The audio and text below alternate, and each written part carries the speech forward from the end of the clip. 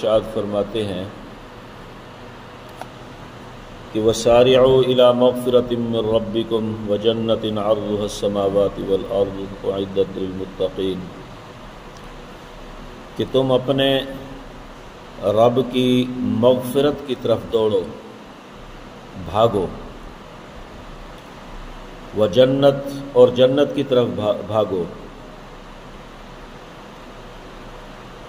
آگے فرمایا کہ وہ جنت جس کی لمبائی اور چوڑائی زمین و آسمان سے بھی زیادہ ہے، اعدت للمتقین، اور اس کو اللہ تعالی نے صرف اور صرف متقی لوگوں کے لیے بنایا ہے۔ اس آیت کریمہ میں اللہ تعالی نے نیکی کے ہر کام میں جلدی کرنے کا حکم دیا ہے، اور دوسری جگہ اللہ تعالیٰ فرماتے ہیں کہ فاستبقوا الخیرات، کہ تم نیکی کے معاملے میں ایک دوسرے کے ساتھ مقابلہ کرو، ایک دوسرے سے آگے بڑھنے کی کوشش کرو۔ مطلب کیا ہے؟ مطلب یہ ہے کہ اگر کبھی تمہارے دل کے اندر کوئی نیکی کا خیال آ جائے تو اس خیال کو ٹلاؤ نہیں، اس خیال کو ٹالو نہیں۔ مثلاً کہ نیکی کا خیال آ رہا ہے کہ میں صدقہ کروں، تو پھر دوسرا ایک خیال آیا کہ ابھی نہیں کرتا، تھوڑی دیر بعد کر لوں گا، یا کل کر لوں گا، پرسوں کر لوں گا۔ تو حکم یہ ہے کہ جب بھی تمہارے دل کے اندر نیکی کا خیال آئے تو اس کو ٹالو نہیں، اسی وقت اس کے اوپر عمل کرو۔ مثلا صدقے کا خیال آ رہا ہے تو حسب توفیق اگر آپ کے پاس 10 روپے کی توفیق ہے تو اس پر عمل کر لو، 10 روپے صدقہ کر دو۔ یا اسی طرح 2 رکعت نماز نفل پڑھنے کا خیال آ رہا ہے تو اس کو ٹالو نہیں بلکہ اس کے اوپر عمل کر لو۔ اور اسی طرح بعض اوقات ایسا ہوتا ہے کہ انسان کی آنکھ صبح تہجد کے ٹائم کھلتی ہے اور اس کے دل کے اندر یہ خیال بھی آتا ہے کہ میں تہجد کی نماز پڑھ لوں، پھر یکدم دوسرا خیال آتا ہے کہ چلو آج نہیں پڑھتے، پھر پڑھ لیں گے، کل پڑھ لیں گے۔ تو حکم یہ ہے کہ جیسے ہی تمہارے دل کے اندر نیکی کا خیال آئے تو فوراً اس کے اوپر عمل کر لو، کہ اگر تہجد پڑھنے کا خیال آ گیا ہے تو پھر فوراً اٹھ کر وضو کر کے تہجد کی نماز پڑھ لو، اس کو ٹالو نہیں۔ کیوں؟ اس لیے کہ نیکی کا جو خیال ہوتا ہے یہ اللہ تعالیٰ کی طرف سے ایک مہمان ہوتا ہے، یہ آیا ہوا ایک مہمان ہوتا ہے کہ اگر اس مہمان کی ہم قدر دانی کریں گے، یعنی اس خیال کے اوپر ہم عمل کر لیں گے، اس مہمان کی ہم قدر دانی کریں گے تو وہ خیال بار بار آتا رہے گا، بار بار آتا رہے گا، اور ہم اس کی قدر دانی کرتے رہیں گے، اس خیال کے اوپر عمل کرتے رہیں گے، تو وہ جو خیال ہے وہ پختہ بھی ہوتا چلا جائے گا اور نیکیوں سے ہمارے نامہ اعمال کو بھروا بھی دے گا۔ اور اگر ہم اس مہمان کی قدر دانی نہیں کریں گے، وہ جو خیال آیا ہے ہم اس کے اوپر عمل نہیں کریں گے، تو پھر وہ خیال جو ہے وہ یہی سمجھے گا کہ اب یہ لوگ میری قدردانی نہیں کرتے، پھر وہ آنا بند کر دے گا، تو خیال پھر نہیں آئے گا۔ تو فرماتے ہیں کہ اگر نیکی کا خیال آنا بھی ختم ہو جائے تو پھر سمجھ لو کہ دل کے اوپر مہر لگ چکی ہے، کلا بل ران علی قلوبہم ما کانوا یکسبون، کہ پھر دل کے اوپر پھر دل سیاہ ہو چکا ہے، اس کے اوپر مہر لگ چکی ہے کہ اب نیکی کا خیال بھی اس دل کے اندر نہیں آتا۔ تو نیکی کا جو خیال ہے یہ اللہ تعالیٰ کی طرف سے مہمان ہوتا ہے، اور اللہ تعالیٰ نے فرشتے کو مقرر کر رکھا ہے، حدیث پاک میں ہے کہ اللہ تعالیٰ نے فرشتے کو مقرر کر رکھا ہے کہ جو انسان کے دل کے اندر نیکی کے خیال کو القاء کرتا ہے، نیکی کا خیال ڈالتا ہے، اور دوسری طرف انسان کا نفس ہوتا ہے جو اس خیال کو ٹالنے کی کوشش کرتا ہے۔ مثلا انسان کا دل کر رہا ہے میں صدقہ کروں، تو یہ اللہ تعالیٰ کی طرف سے جو فرشتہ مقرر ہے وہ القاء کر رہا ہے کہ یہ انسان صدقہ کرے، تاکہ اس کے نام اعمال میں صدقے کا ثواب لکھا جائے، اور دوسری طرف جو انسان کا نفس ہے وہ نفس اس خیال کے اوپر جو فرشتے کا القاء ہے اس القاء کے اوپر عمل نہیں ہونے دیتا۔ کیوں؟ اس لیے کہ نفس اور شیطان یہ دو چیزیں ایسی ہیں جو انسان کو جہنم کی طرف لے جانے والی ہیں۔ انسان کا نفس بھی اور یہ شیطان بھی، یہ دونوں چیزیں انسان کو جہنم کی طرف لے جانے والی ہیں۔ اس لیے فرمایا، میں نے عید والے دن بھی عرض کیا تھا کہ یہی وجہ ہے کہ اللہ تعالیٰ نے ان کا علاج، ان کا تریاق جو ہے وہ توبہ اور استغفار میں رکھا ہے۔ توبہ اور استغفار جو ہے یہ نفس اور شیطان کا توڑ ہے کہ جب ہم توبہ استغفار کرتے رہیں گے تو یہ کمزور ہوتے چلے جائیں گے، نفس بھی کمزور ہوتا چلا جائے گا، اور توبہ استغفار بھی کرتے رہیں گے، اور پھر ساتھ ساتھ جو نیکی کا خیال ہے اس کے اوپر عمل پیرا بھی ہوتے رہیں گے، اس کے اوپر عمل بھی کرتے رہیں گے، تو پھر یہ انسان کا نفس بھی کمزور ہوتا چلا جائے گا، اور یہ جو شیطان ہے، شیطان کی جو چالیں ہیں یا شیطان کے جو جال ہیں، وہ جال اور وہ چالیں بھی کمزور ہوتی چلی جائیں گی۔ اس لیے حکم یہی ہے، کہا گیا ہے کہ اگر کبھی تمہارے دل کے اندر نیکی کا خیال آ جائے تو اس کو ٹالو نہیں، بلکہ اس کے اوپر عمل کرو تاکہ تمہاری نیکیاں بڑھ جائیں، تمہارا نامہ اعمال جو ہے وہ نیکیوں سے بھر جائے۔ اب یہاں پر دو لفظ اللہ تعالیٰ نے استعمال فرمائے ہیں، ایک ہے لفظ مسابقت، یعنی کہ نیکی کے معاملے میں ایک دوسرے سے مقابلہ کرنا۔ یہ قرآن پاک میں اللہ تعالیٰ نے دو لفظ ارشاد فرمایا ہے کہ مسابقت یعنی نیکی کے معاملے میں دوسرے مسلمان بھائی سے مقابلہ کرنا، اور دوسرا لفظ ہے مسارعت کہ نیکی کے معاملے میں جلدی کرنا۔ مثلاً کہ اگر خیال آ گیا ہے تو فوراً اس کے اوپر عمل کرو، جلدی کرو۔ اس کا مطلب یہ ہے، اب ہمارے ہاں جو ہے وہ معاملہ الٹا چلتا ہے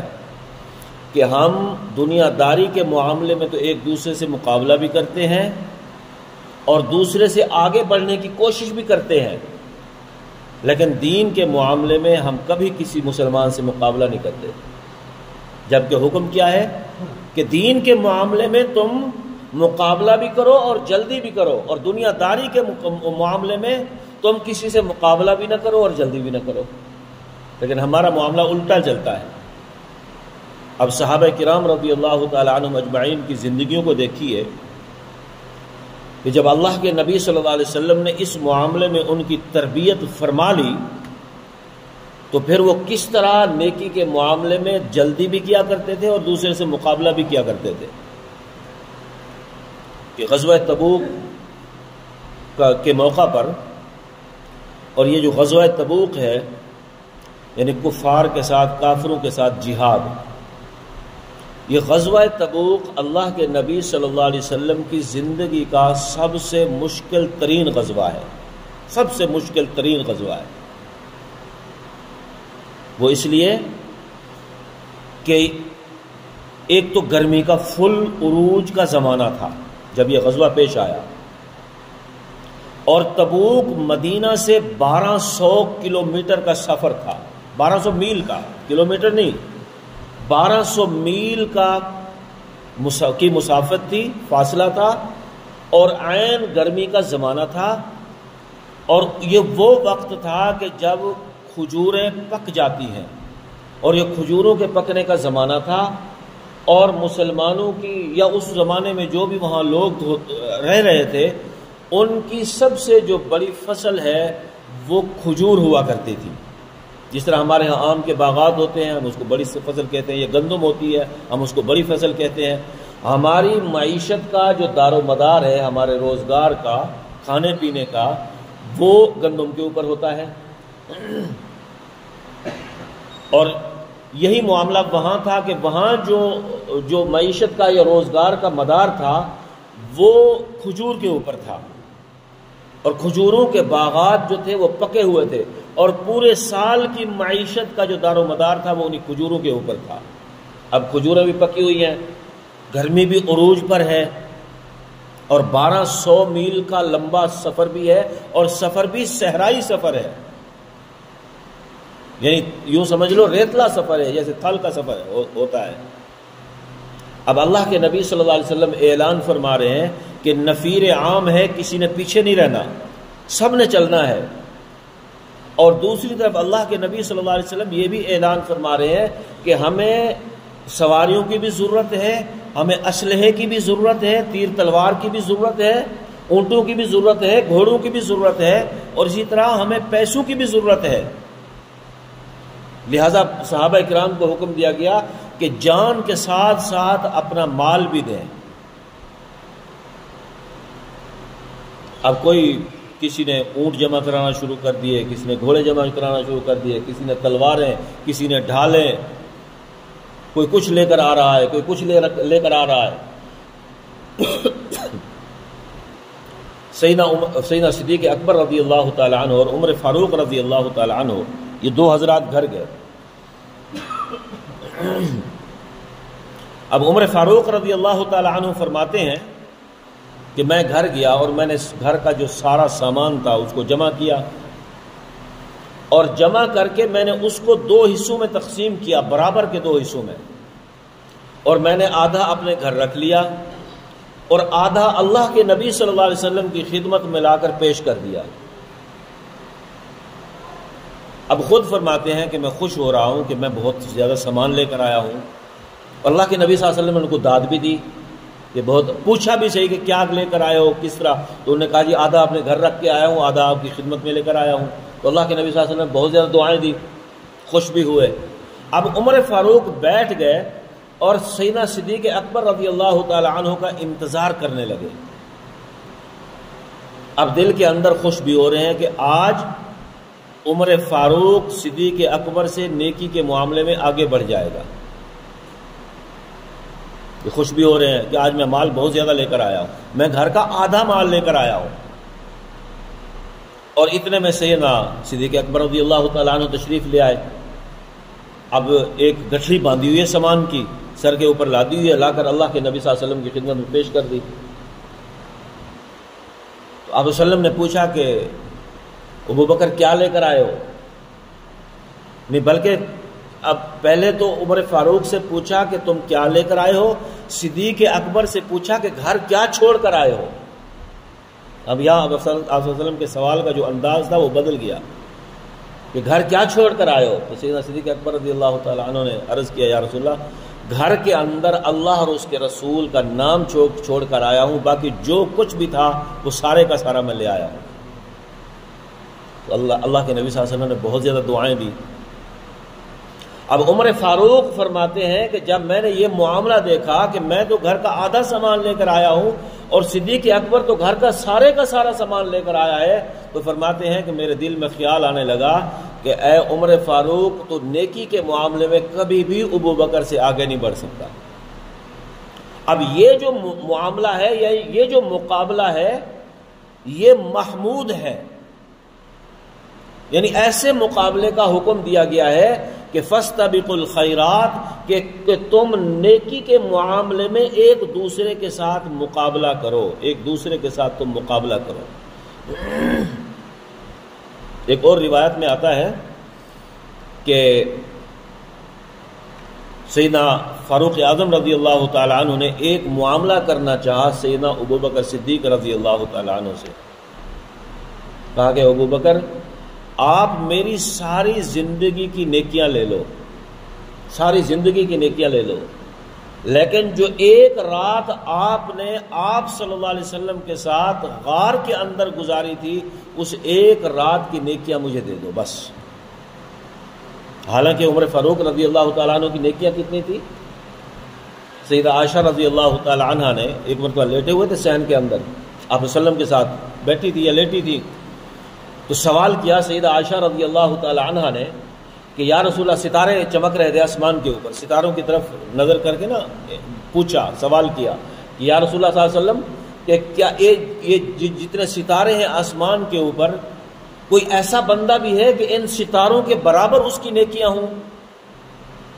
آپ وسلم نے فرمایا ہاں، عمر فاروق کی نیکیاں ان ستاروں سے برابر ہیں، ستاروں کے برابر ہیں۔ اتنی نیکیاں تھیں ان کی. اور سیدہ عائشہ رضی اللہ تعالیٰ عنہ وہ مایوس ہو گئیں کہ شاید عمر فاروق کی نیکیاں زیادہ ہیں اور میرے باپ کی کم ہیں. تو جب آپ صلی اللہ علیہ وسلم نے ان کی مایوسی دیکھی تو فرمایا کہ تمہارے باپ کی ایک نیکی جو غار کے اندر اس نے میرے ساتھ گزاری تھی، کوئی بھی دنیا کا کوئی انسان اس نیکی کا مقابلہ نہیں کر سکتا. اتنی نیکیاں تھیں عمر فاروق کی. لیکن کیا کہہ رہے ہیں سیدنا صدیق اکبر رضی اللہ تعالیٰ عنہ کو کہ میرے ساتھ معاملہ کر لو کہ مجھے ایک نیکی جو غار ہرا کے اندر غار سور کے اندر آپ نے آپ وسلم کے ساتھ ایک رات گزاری تھی، اس رات کی نیکیاں مجھے دے دو، میری ساری زندگی کی نیکیاں لے لو. تو اس مقابلے کا اللہ اور اس کے رسول صلی اللہ علیہ وسلم نے حکم دیا ہے کہ فاستبقوا الخیرات، کہ تم نیکی کے معاملے میں ایک دوسرے کے ساتھ مقابلہ کرو، وسارعوا، اور تم نیکی کے معاملے میں دوسرے سے آگے بڑھنے کی کوشش کرو، جلدی کرو جتنا کر سکتے ہو. ایک حدیث پاک میں آتا ہے کہ اللہ کے نبی صلی اللہ علیہ وسلم نے ارشاد فرمایا کہ بادروا بالاعمال السبع، بڑی قابل غور حدیث ہے. فرمایا بادروا بالاعمال السبع، کہ 7 چیزوں کے آنے سے پہلے تم جتنے بھی اعمال کر سکتے ہو کر لو، تمہارے لیے بہتر ہوگا. 7 چیزوں کے آنے سے پہلے تم جتنے بھی اعمال کرنے میں جلدی کر سکتے ہو کر لو، اس کے بعد تمہیں موقع نہیں ملے گا. اور فرمایا کہ پھر اللہ کے نبی صلی اللہ علیہ وسلم نے اسی بات کو ایک اور انداز میں، ایک ہی حدیث کے اندر اسی بات کو ایک اور انداز میں بیان فرمایا، بڑے پیارے انداز میں بیان فرمایا. فرمایا کہ هل تنتظرون الا فقرا منسیا، کہ کیا تمہارے پاس مال زیادہ ہے اور تم اس بات کا انتظار کر رہے ہو کہ میرے پاس جب مال ختم ہو جائے گا، میں غریب ہو جاؤں گا، میں فقیر ہو جاؤں گا، اس کے بعد میں نیکی کروں گا. کہ فقر تو ایک ایسی چیز ہے، غربت ایک ایسی چیز ہے کہ جو انسان کو کفر تک پہنچا دیتی ہے. اب ہمارے پاس یہ معاملہ ہوا ہے نا کل یا پرسوں یہاں مظفر گڑھ سے آگے کسی علاقے میں، کہ ایک باپ نے اپنی بیوی سمیت غربت سے تنگ آ کر، بیوی سمیت اپنے جو اس کے 5 6 7 بچے تھے ان کے گلے کے اوپر چھری پھیر دی. غربت ایک ایسی چیز ہے کہ جو انسان کو کفر تک پہنچا دیتی ہے. اللہ کے نبی صلی اللہ علیہ وسلم فرما رہے ہیں کہ اگر تمہارے پاس مال اللہ تعالیٰ نے تمہیں دیا ہے تو تم شکر ادا کرو اور نیکی کرو، نیکی اس مال کے ذریعے سے. اگر غربت آ گئی تو پھر تمہیں نیکی کرنے کا موقع نہیں ملے گا. پھر آگے اللہ کے نبی صلی اللہ علیہ وسلم نے فرمایا کہ او غنى مطغیہ، کہ کیا تمہارے پاس مال ہے اور تم اس بات کا انتظار کر رہے ہو، بلکہ تم غریب ہو اور تم اس بات کا انتظار کر رہے ہو کہ جب میرے پاس مال آ جائے گا میں اس کے بعد جو ہے وہ نیکی کروں گا. تو فرمایا کہ اس بات کا اگر انتظار کر رہے ہو تو تم بھول رہے ہو. اس بات کا انتظار نہ کرو کہ جب میرے پاس مال آئے گا میں نیکی کروں گا، اور جب تمہارے پاس مال آ گیا تو پتہ نہیں کہ تم کسی فتنے کے اندر مبتلا کر دیے جاؤ. انما اموالکم واولادکم فتنہ، ممکن ہے کہ تم کسی فتنے کے اندر مبتلا کر دیے جاؤ. اگر تمہارے پاس غربت ہے تو اس شکر کے ساتھ تم نیکی کرنا شروع کر دو. پھر آگے فرمایا کہ او مرضا مفسدہ، فرمایا کہ کیا تم یہ سمجھتے ہو کہ ابھی میرے پاس جو ہے نا وہ صحت ہے اور جب میرے پاس بیماری آئے گی تو میں اس کے بعد نیکی کروں گا. فرمایا کہ اگر صحت ہے تو اس صحت کو غنیمت جانو اور اس صحت کی حالت میں تم نیکی کر لو. اگر تمہارے پاس بیماری آ گئی تو پھر تم کسی حال کے نہیں رہو گے، پھر تمہیں نیکی کرنے کا موقع نہیں ملے گا.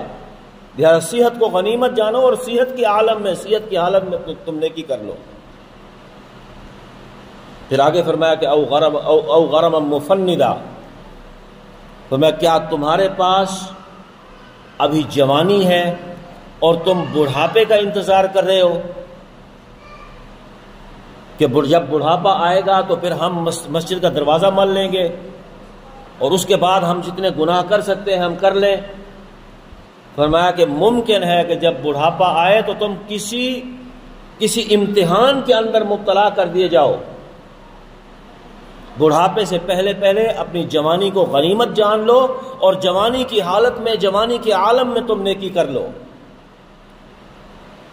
اور پھر آگے فرمایا کہ او موتا محجزہ، کہ کیا تم موت کا انتظار کر رہے ہو؟ فرمایا کیا تم موت کا انتظار کر رہے ہو؟